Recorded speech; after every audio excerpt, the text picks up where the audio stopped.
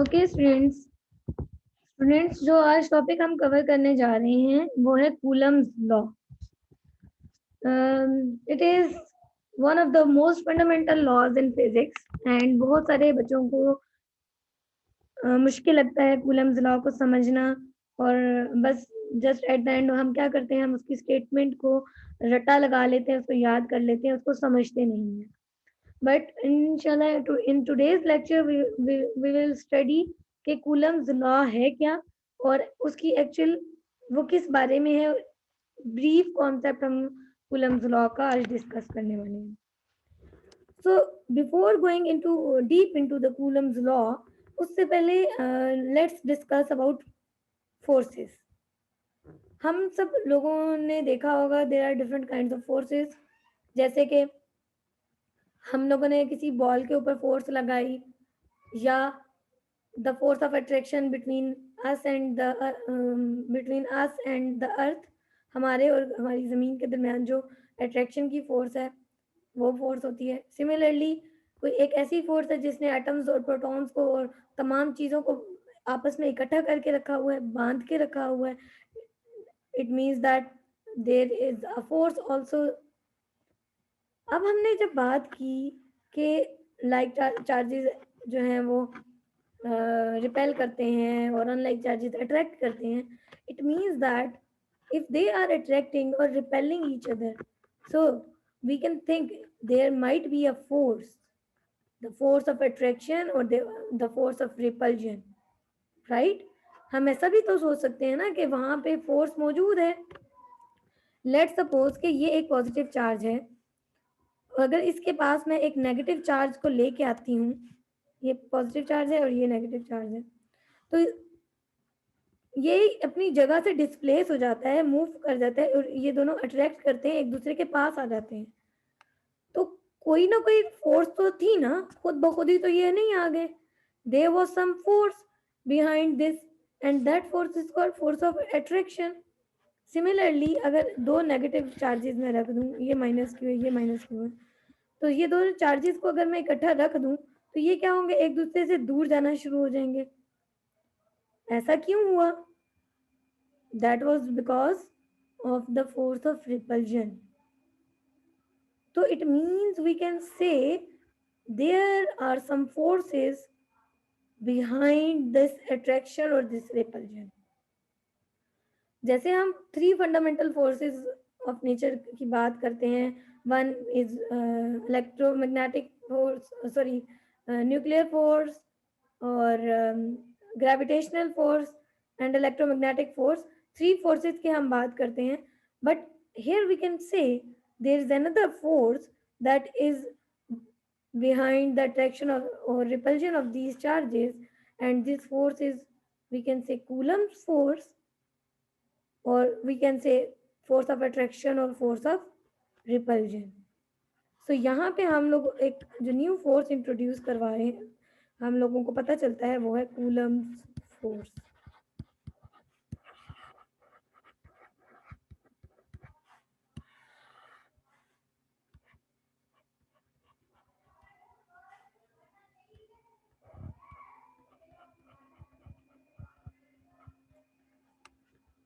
So my dear students, कल जब हम लोगों ने अपने लेक्चर को स्टडी किया था, हम लोगों ने ये बात की थी कि जो फोर्सेस होती हैं वो अट्रैक्टिव भी हो सकती हैं, रिपल्सिव भी हो सकती हैं, राइट? अगर तो फोर्स ऑफ अट्रैक्शन होगी, इट मींस वो the charges will come close together, and if there is a repulsion force they will separate from each other. Okay, अभी हम थोड़ी सी इसकी स्टोरी जान लेते हैं, brief history about Coulomb's law. तो actually the Coulomb's law, it was stated by a scientist whose name was Coulomb,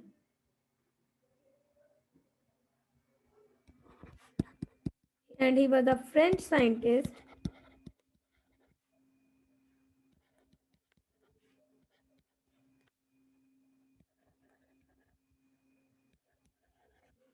Charles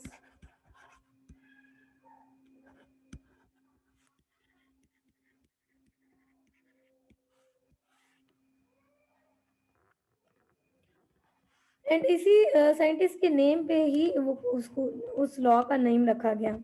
अब हम अगर कूलम्स की जो फोर्स है या कूलम की जो कूलम लॉ की जो स्टेटमेंट है, अगर हम वो स्टडी करें तो according to that, when he studied the repulsion and attraction of the charges, he come to know that जो फोर्स ऑफ रिपल्जन है या जो फोर्स ऑफ अट्रैक्शन है, ये इंक्रीज हो जाती है अगर मैं इन चार्जेस के जो मैग्नीट्यूड है उसको इंक्रीज कर दूं। ठीक है, और अगर मैं इनका जो दरमियान डिस्टेंस है, अगर मैं उसको बढ़ा दूं तो ये फोर्स कम हो जाती है। He was actually experimenting, and he was actually playing with the charges, and he come to know about a force, and he said that it is a coulomb force, and then he calculated quantitatively कि ये जो force है इसकी क्या value होगी। तो according to the Coulomb's, और we से द कूलम्स लॉ, तो the force of attraction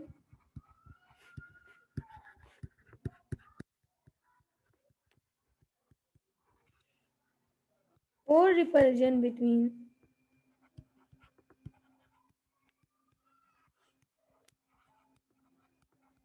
the force of attraction or repulsion between two point charges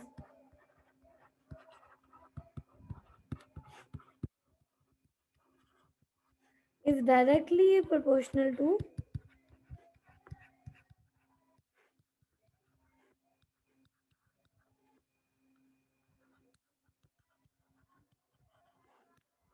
the magnitude of the charges.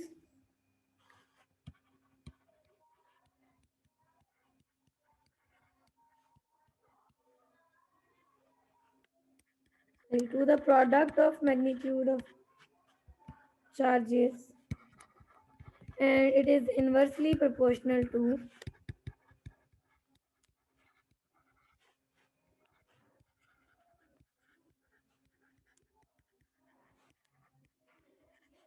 the distance between them, to the square of distance between them.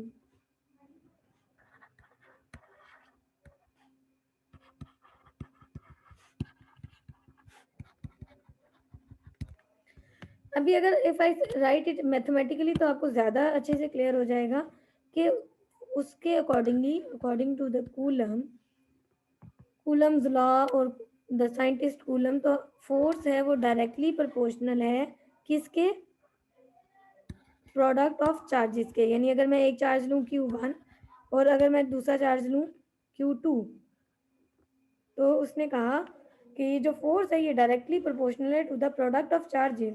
और secondly उसने क्या बात की, ये inversely proportional है to the square of the distance between them. So if I say this is equation 1 and if I say this is equation 2, now if we compare these two equations, we can write F is directly proportional to Q1 Q2 over R square. Now what we do actually, we convert this proportionality sign into equality, and we introduce a constant that is K, Q1 Q2 over R square, and this is the statement of the Coulomb's law. ये क्या है, ये Coulomb's law है। Coulomb's law हमें क्या बताता है, Coulomb's law हमें फोर्स का मैग्नीट्यूड बताता है, फोर्स कितनी एक्ट करेगी जब दो चार्जेस पड़े हुए हों एक दूसरे से कुछ डिस्टेंस के ऊपर। ठीक है, सो वी कैन से कि ये जो फोर्स है ये इंक्रीज होगी with the increase in the magnitude of the charges, और डिक्रीज होगी अगर हम इसका डिस्टेंस बढ़ा दें। ठीक है, इफ आई से कि यहाँ पे ये Q1 Q2 है, ये क्या है, मैग्नीट्यूड ऑफ चार्जेस, और के sorry R distance between them,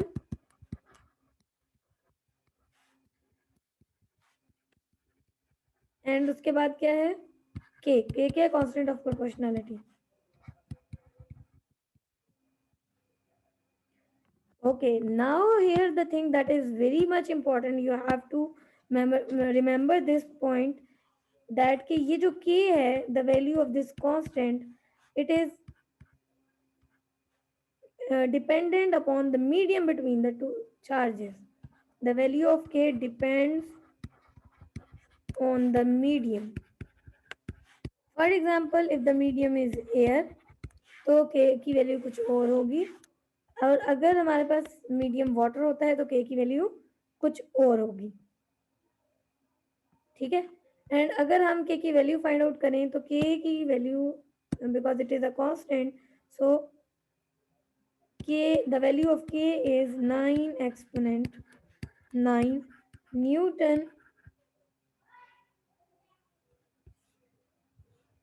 Newton metre square per coulomb square. And अगर हम यहाँ फोर्स की यूनिट निकालें according to the Coulomb's law, तो हमारे पास फोर्स के यूनिट क्या होगा, F is equal to K Q square, मतलब Q square over R square, we can say coulomb square, और यहाँ पे क्या आ जाएगा, पर मीटर स्क्वायर। और ये फोर्स क्या होगी, न्यूटन में। हमने अगर के की वैल्यू फाइंड आउट करनी हो, के का यूनिट फाइंड आउट करना हो, तो के इस साइड पे रहेगा, ये सब उधर ले जाएंगे, तो हमारे पास बन जाएगा Newton metre square per coulomb square. So this is the experimentally determined value of k when the medium between them is air। जब हमारे पास हम लोगों ने मीडियम कंसीडर किया हुआ एयर, तो मैंने आपको बताया एयर में के की वैल्यू कुछ और होगी, वाटर में कुछ और होगी। तो के की वैल्यू इन एयर होती है 9 एक्सपोनेंट 9, या किसी और मीडियम में भी डिफरेंट हो सकती है, ज़रूरी नहीं है कि चार्जेस वाटर के अंदर ही प्रेजेंट हो, वो किसी और जगह पे भी मौजूद हो सकते हैं। अगर ये देखें, मैं let's suppose if I draw positive charge and negative charge, this is the magnitude of charges, this is q1, this is q2, and they are separated by a distance that is r। ठीक है, तो force क्या होगी, force directly proportional होगी q1 q2 के product के, और inversely proportional होगी स्केयर के साथ। अच्छा, अब देखें, ये जो 1/r स्केयर है, ये बहुत एक इंटरेस्टिंग, इसका एक हम इंटरप्रिटेशन दे सकते हैं कि जैसे देखें, अगर डिस्टेंस लेट सपोज 1 मीटर है, तो जब 1 पुट करेंगे 1/1, तो वो 1 आ जाएगा। लेकिन अगर डिस्टेंस डबल होता है, यानी 2 हो जाता है, 2 का स्केयर लेंगे तो 4 इंक्रीज हो जाएगा। तो ये कुछ, लेट सपोज मैंने 2 लिखा, 2 मीटर, तो इस टाइम पे क्या हुआ, फोर्स की वैल्यू ये इस वे में इस तरह से इंक्रीज करती जाती है। पहले लेट सपोज के ये अगर यहाँ पे था, तो फिर उसके बाद इसका मैग्नीट्यूड इतना ज़्यादा इंक्रीज हो जाएगा, एंड इस तरह इसका मैग्नीट्यूड और ज़्यादा इंक्रीज होता जाएगा।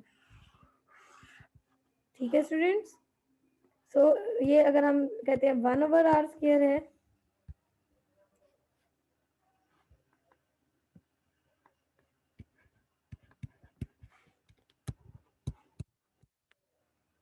और इसी तरह अगर r स्क्वायर की वैल्यू बढ़ती जाएगी तो फोर्स क्या हो जाएगी, कम।